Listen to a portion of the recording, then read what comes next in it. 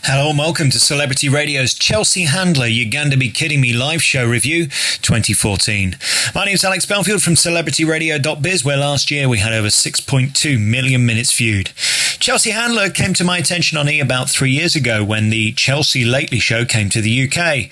When I heard she was coming to London last week, I had to go and see her live. Don't mess with Chelsea or expect nice though. She's sassy, outrageous, in your face, hysterical and formidably aggressive. In 2014, Miss Handler told her bosses at E! To go fuck themselves as she walked away from her multi-million-dollar contract. She's blasted the channel across the media as useless. This woman definitely knows her own mind and is not afraid to say what she thinks. On July 12th, Chelsea brought her live show to the London Palladium, where we begin this review. Chelsea's career began as a stand-up, and she's literally fearless, with material including AIDS that won't hold her back, her father's sexual harassment of his carers, and of course vaginal waxing. There are no limits to this show. If you're offended by the C word or the F word, I wouldn't bother going. It is littered throughout her performance. The crowd who attended were definitely on her side. Chelsea's levels of cool are only to be admired. Some would say she's deliberately or positively horizontal whilst on stage delivering her monologue. She's clearly totally at home on stage and has no fear of the Palladium, let alone the audience. This one-night stand felt like a huge event to the audience. Miss Handler seemed quite at home with the concept as she regaled stories of intimate waxing, personal indiscretion, her father's dysfunction, and of course telling the story of her trip to Uganda. The name of the show, You Gonna Be Kidding Me.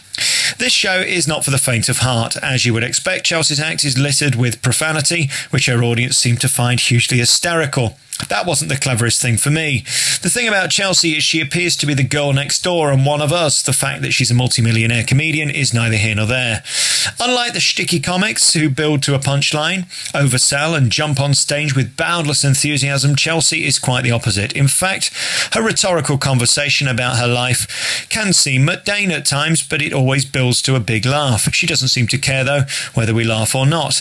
Hecklers were swiftly told to shut the fuck up. This is not interactive. Never heard a comedian do that before. Once again, though, it got a belly laugh from the audience.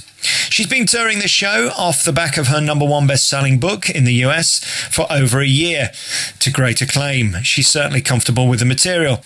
Despite her confidence, the show was a little clunky for me with her self-operated projection screen.